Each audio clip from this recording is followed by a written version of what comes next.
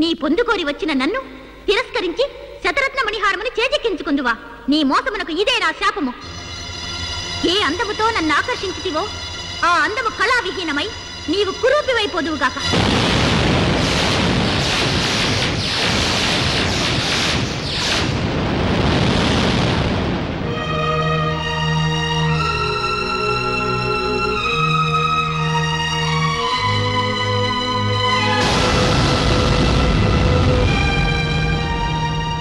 ఏ సందర్భములోనైనను నీవెవరివో చెప్పి నీ నిజస్వరూపము వివరించినా ఆ హారము నేలబడినా హారము యొక్క శక్తి నశించి నిర్జీవమైపోవుగాక.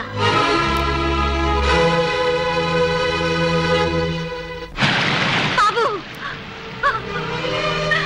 బాబు, నీకేం జరిగింది?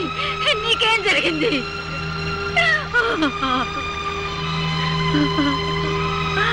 అమ్మా, పుష్పంలోనే నా పుత్రుని చూసుకుంటూ మురిసిపోతూ నిన్ను సేవిస్తున్నానే. నీ ఆశ్రయంలో ఉన్న నా బిడ్డకు ఏం జరిగింది తల్లి?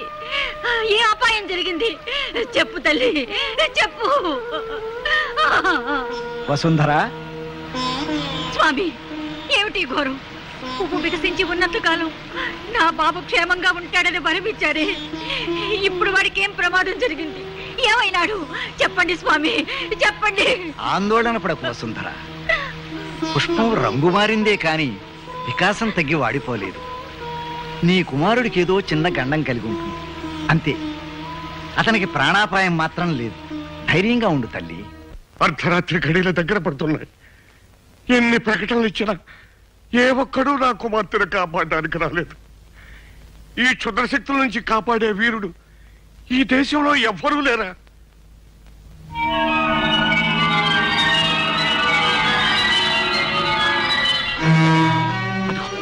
అదిగో మృత్యు మేఘం వచ్చేస్తుంది. మృత్యు మేఘం వచ్చేస్తుంది. ఎవరు? ఎక్కడికి వెళ్తావు? ఎవరు? రాకుమారి, రాకుమారి, ఈ హారం ధరించండి.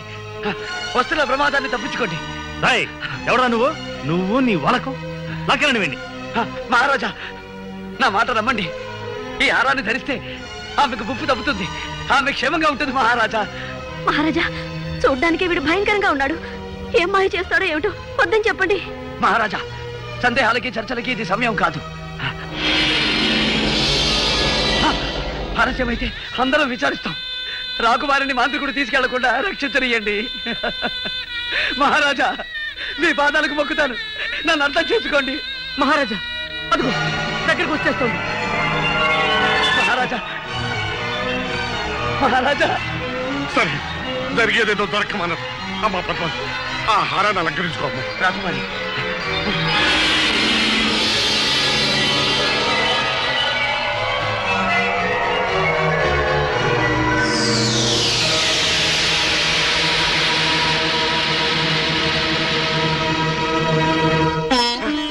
పోయింది.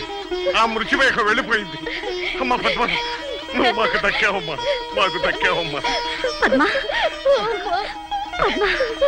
అంతా దైవకృప. సమయానికి ఆ దైవమే వచ్చి కాపాడాడు.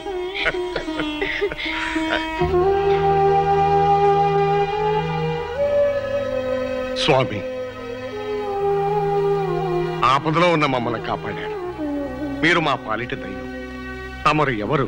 ఎక్కడి నుంచి విజయం చేశారు? నేనెవరైతే ఏం లేండి, నా కర్తవ్యం నెరవేర్చగలిగాను. మా బంధువులు, పరివారం, వీరులు ఎవ్వరూ చేయలేకపోయిన పనిని మీరు సాధించి మహావీరులు అనిపించుకున్నారు. ఎన్ని జన్మలెత్తి సేవ చేసినా ఈ రుణం తీరదు. విధి నిర్వహణ కృతజ్ఞతను ఆశించదు మహారాజా. రాకుమారి, సర్వకాల సర్వావస్థల్లోనూ ఆ హారం మీ మెడలోనే ఉండాలి. ఎట్టి పరిస్థితుల్లోనూ దయచేసి తీయకండి మహారాజా. ఇక సెలవు. అలా కాపాడిన వారికి నా కుమార్తెనిచ్చి వివాహం కూడా జరిపిస్తానని ప్రకటించండి. స్వామి, నా కుమార్తె ప్రాణాలు కాపాడాలన్న ఆశతో ఆవేశంలో ఆమెనిచ్చి పెళ్లి చేస్తానని ప్రకటించాను. ఇప్పుడు మహారాజా, ఏమిటి మీ ఉద్దేశం? ఈ బికారికి, ఈ కబోదికి అమ్మాయిని ఇవ్వడానికి సిద్ధపడుతున్నారా? ఈ కురూపిని పద్మ కట్టబెట్టి దాని జీవితం నాశనం చేస్తారా? అతనికి అవకాశం వచ్చింది, సహాయం చేశాడు. అంతగా మీరేదైనా ఇవ్వాలనుకుంటే నగో నటులో బహుమానంగా ఇచ్చి పంపించండి. అంతేగాని పద్మనిచ్చి పెళ్లి చేస్తానని మాత్రం ఒప్పుకోకండి. ఈ కార్తికేయ వంశంలో ఎన్నడూ కలగని సమస్య ఈనాడు ఎదురైంది. ఈ వివాహం చేసి ఆ అమ్మాయికి అన్యాయం చేసిన వాడు అవుతాడా? చెయ్యక మాట నిలబెట్టుకోలేని మహారాజుగా ఈ వంశానికి కళంకం తెచ్చిన వాడు అవుతాడా? ఏమి చెయ్యాలి? ఏమిటి విషమ పరీక్ష?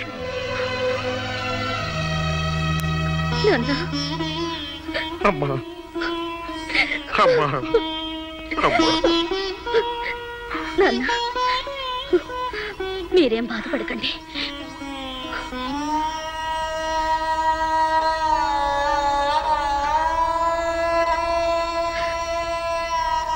ప్రాణదాతగా మీకు నా కృతజ్ఞతలు. మీకొక నిజం చెప్పడం నా ధర్మం. నేను విజయ్ అనే వ్యక్తిని గాఢంగా ప్రేమించాను. నా మనసు ఎప్పుడో అతనికి అంకితం అయిపోయింది. అయినా సత్యవాక్ పరిపాలనలో ఘనకీర్తి గల వంశానికి చెందిన మా తండ్రి గారు మాటిచ్చారు. ఆ మాట ప్రకారం నేను మిమ్మల్ని వివాహం చేసుకోవడానికి పరిపూర్ణంగా సమ్మతిస్తున్నాను.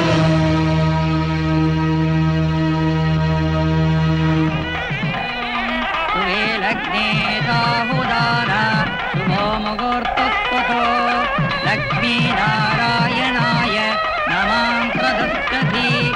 ఓం సర్వమంగళమాంగళ్యే శివే సర్వార్థసాధకే శరణ్యే త్ర్యంబకే దేవి నారాయణి నమోస్తుతే. మాంగళ్యం తంతునానేన మమ జీవన హేతునాం. ఆగండి, అందరి పాటు పనికిరాదు. ఇది శుభముహూర్తం అని ఎవరు నిర్ణయించారు? ఇది దోషకాలం. కొద్ది క్షణాలాగితే దివ్యమైన ముహూర్తం వస్తుంది. ఏమిటి స్వామి అమరెవరు? భవిష్యద్వాణిగా పేరుగాంచిన త్రికాలవేత్త, దైవజ్ఞ, మహామహోపాధ్యాయ మత్తేవ శాస్త్రి పేరు వినలేదా మీరు? నేనే. మహారాజా వారింట వివాహం జరుగుతున్నదని తెలుసుకుని సమయం శుభప్రదం కాదే అని పరుగు పరుగున వారింపవచ్చాను. దైవానుకూలం వల్ల ఇంకా ముడిపడలేదు. సంతోషం. ఏమిటి, నేను పెట్టిన ముహూర్తాన్ని ఆక్షేపిస్తున్నారా? శాంతించండి, ఇక పైన మీకే తెలుస్తుంది. వధువు మెడలో ధగధగ మెరిసే ఆ హారం వరుడు తెచ్చినది కదూ? అవును స్వామి, అది మహిమగల హారం. ఆ హారమే మా అమ్మాయిని రక్షించింది. ఓహో, అది తెచ్చాడు గనక అతనితో మీరు వివాహం జరిపిస్తున్నారు. వరుడా, ఆ హారం తేగలిగిన వాడు మహావీరుడై ఉండాలి. నీవు చూస్తే వికలాంగుళ్లాగున్నావే, అది నీకు ఎలా సాధ్యమైందా అని నా అనుమానం. ఏం మహారాజా, అంతే కదా? నేను అడిగిన దాంట్లో తప్పేమీ లేదు కదా? నిజమే. ఈ దివ్యహారం తేగలిగిన వాడు సూర్యుడై ఉండాలి. అది నువ్వెలా తేగలిగా?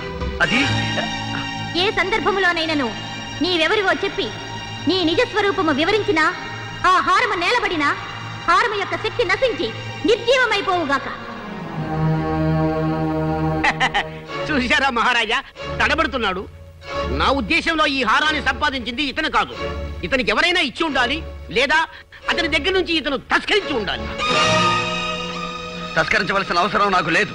నేనే ఈ హారాన్ని సాధించాను. లేదు, నువ్వు రాకుమార్తెను వివాహం చేసుకోవాలని ఈ పథకం వేశావు. మహారాజా, నేను చెప్తున్నాను వినండి. ఈ హారాన్ని సంపాదించినది విజయ్ అనే మహాశూరుడు. నువ్వు అక్రమం చేసి ఆ మహావీరుని మోసం చేసి ఈ హారాన్ని తెచ్చావని నేను అంటున్నాను. దీనికి నీ సమాధానం ఏమిటి? శుభప్రదంగా పెళ్లిపీటల మీద ఉన్నావు. నీ చేతిలో ఉన్న మాంగళ్యం మీద ప్రమాణం చేసి చెప్పు, ఈ హారాన్ని సంపాదించినది విజయ కాదా? అవును, విజయ్. విజయ్, నా విజయ్ ఈ హారం సంపాదించింది. అయితే ఎక్కడ నా విజయ్? అలా అడగండి, నిలదీసి అడగండి వధువు గారు. చెప్పు, అతన్ని ఏం చేశావు? నా విజయ్ ఎక్కడున్నాడు? అతన్ని ఏం చేశావు? నాన్న, వీడెవడో వంచకుడు, దుర్మార్గుడు. నా విజయ్ అంతం చేసి ఈ హారాన్ని దొంగిలించాడు. నన్ను వివాహం చేసుకుని అర్ధరాజ్యం ఏలాలని పథకం వేశాడు. నేను మోసగాన్ని కాదు రాకుమారి, నన్ను నమ్మండి. నా విజయ లేకపోయిన తర్వాత నాకు ఈ హారం ఎందుకు? నా ప్రాణం ఎందుకు? రాకుమారి, ఆ హారాన్ని మాత్రం తీయకండి. నా మాట వినండి రాకుమారి, ఆ హారాన్ని మాత్రం తీయకండి. రాకుమారి, నా మాట వినండి, ఆ హారాన్ని మాత్రం తీయకండి. ఆ రాకుమారి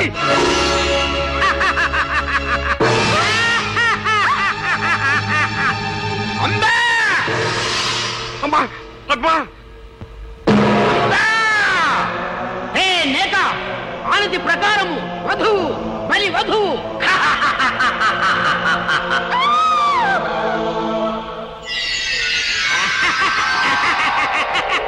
కొమ్ము జిత్తు కోటి బుద్ధుల కొండవు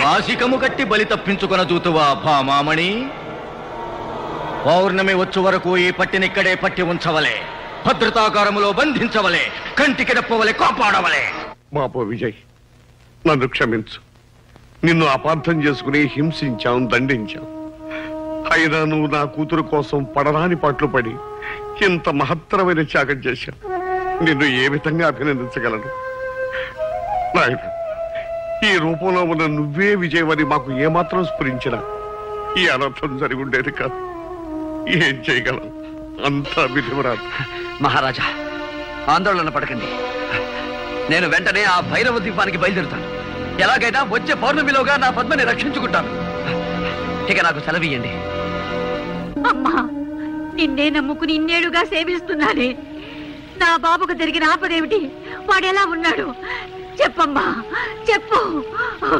వాడికేమైంది చెప్పమ్మా అమ్మా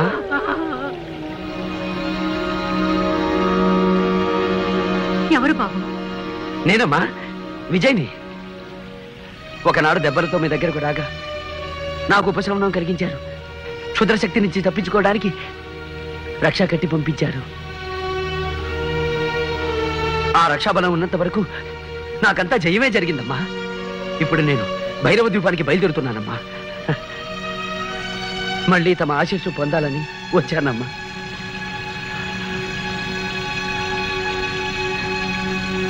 ఈ రూపమేమిటి నాయనా ఒక యక్షిణి శాపం శాపమా ఎప్పుడు జరిగింది గత పౌర్ణమికి ముందు ఆనాడు ద్వాదశి ద్వాదశ అవునమ్మా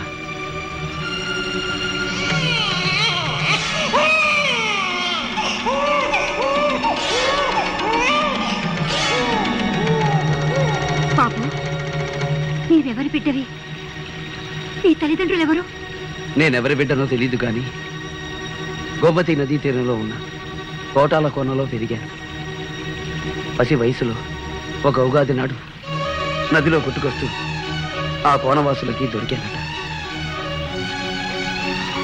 ఉగాది గోమతి నదిలో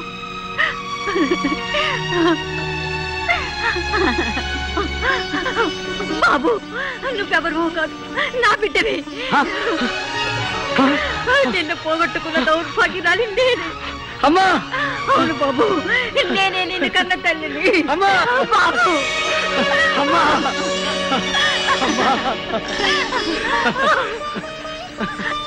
అమ్మా జగన్మాత ఆనాడు నా భర్త నన్ను నిరాకరించిన ఈనాడు నా బిడ్డను నాకు ప్రసాదించావు తల్లి అమ్మా నా తండ్రి ఎవరు చంద్రప్రభ మహారాజు చంద్రప్రభ మహారాజా అయితే ఆయన్ని నేను కలుసుకున్నానమ్మా నీవా అవునమ్మా తాను గాంధర్వ వివాహం చేసుకున్న భార్యని నిరాకరించానని ఆ పాప ఫలం అనుభవిస్తున్నానని వేదనతో కుమిలిపోయారమ్మా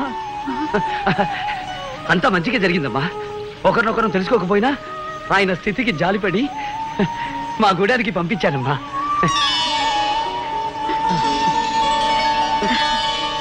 భేష్ విజయ్ కుమార నీవు సాధారణ మానవుడవు కావు కారణ జన్ముడవు అందుకే ఒక దివ్యాశ్వం నీకు వరమిచ్చింది దాని సహాయంతో కార్యసాధన చేసి విజయనామాన్ని సార్థకం చేసుకో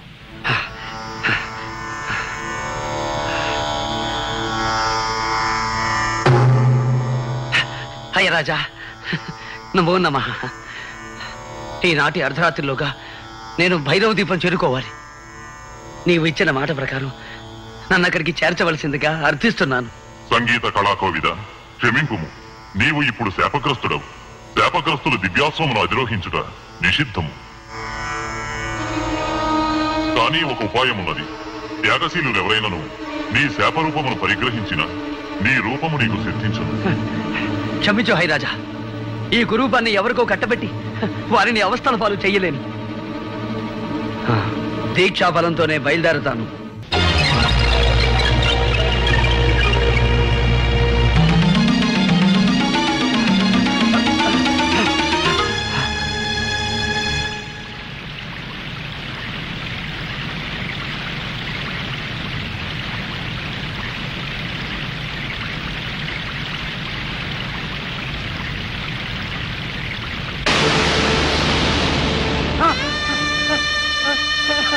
అమ్మా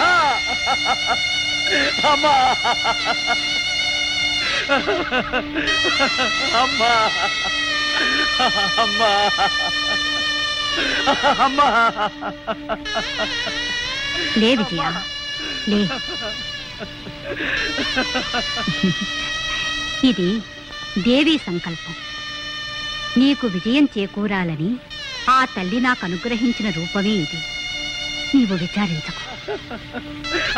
అమ్మా, అమృతతులు ఏమైనా మీ ఆశీర్వచనం లభిస్తుందని వచ్చాను కానీ ఇంతటి ఘోరం జరుగుతుందని ఊహించలేకపోయానమ్మా. చూడు విజయ్, దుఃఖించడానికి ఇది సమయం కాదు. పౌర్ణమి ఘడియలు సమీపించక ముందే దివ్యాసం అధిరోహించు. కర్తవ్యముఖుడవై విజయోత్సాహంతో లక్ష్య సాధనకు బయలుదేరు.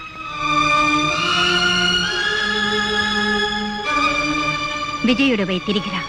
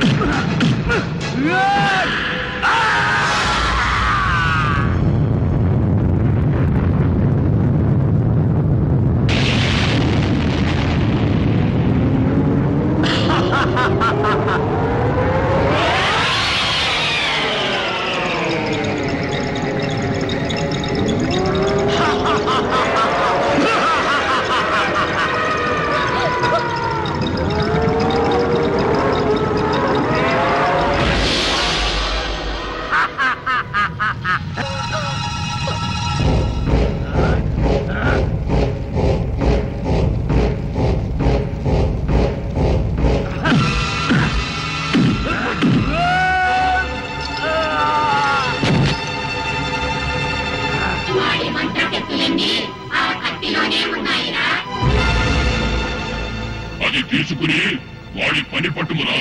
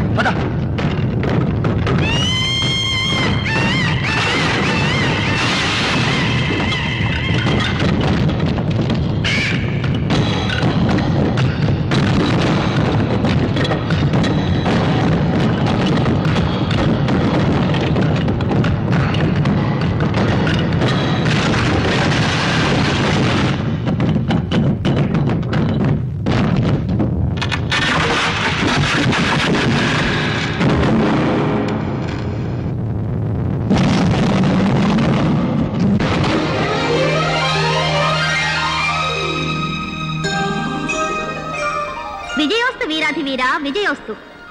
ఎవరికీ సాధ్యపడని ఒక లోకకంటకుని సంహరించి జగత్ కళ్యాణము చేకూర్చితివి. నీకేమి కావలయనో కోరుకొనుము, అనుగ్రహించదను. లోకమాత, నా కోసం త్యాగం చేసిన నా తల్లికి యథారూపాన్ని ప్రసాదించమని కోరుకుంటున్నాను. తథాస్తు.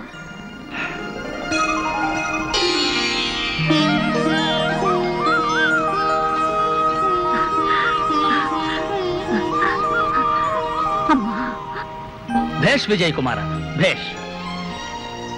నీ జన్మ చరితార్థం. నాయనా విజయ, నిన్ను కన్న ఈ పుణ్యవతికి నేను అన్యాయం చేశాను. దాని ఫలితం ఉద్ధరిస్తారనుకున్న కొడుకులిద్దరూ నన్ను నిర్దాక్షిణ్యంగా బహిష్కరించారు. నిరాదరించి తిరస్కరించిన నీవే నన్ను రక్షించావు. నా కళ్ళు తెరిపించావు, అందరినీ కలిపావు. అంతేకాదు నాయన, ధీరుడవై దుష్ట శక్తిని అంతం చేసి నా కుమార్తె ప్రాణం కాపాడాడు. మహారాజా, ఇదంతా నా ఘనత కాదు. నేను నిమిత్త మాత్రుణ్ణి. ముక్కోటి దేవతల ఆశీస్సులు, నా కన్న తల్లి దీవెన, పెంచి పెద్ద చేసిన ఈ తల్లిదండ్రుల ప్రేమాభిమానాలు,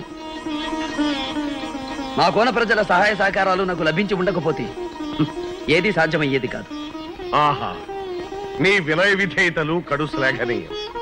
సామాన్య ప్రజల కష్ట సుఖాలను విచారిస్తూ పరిపాలించే నీలాంటి ఆదర్శమూర్తి ఉన్నంతకాలం దేశం సుభిక్షంగా ఆనందభరితంగా ఉంటుంది. ఇటియా ఇటియా ఇటియా, నన్ను వదిలేసి వచ్చేసినావేంటో. అయ్యా, అందరిక్కడే ఉన్నారా? అమ్మా, గోడ దూకొచ్చేసా.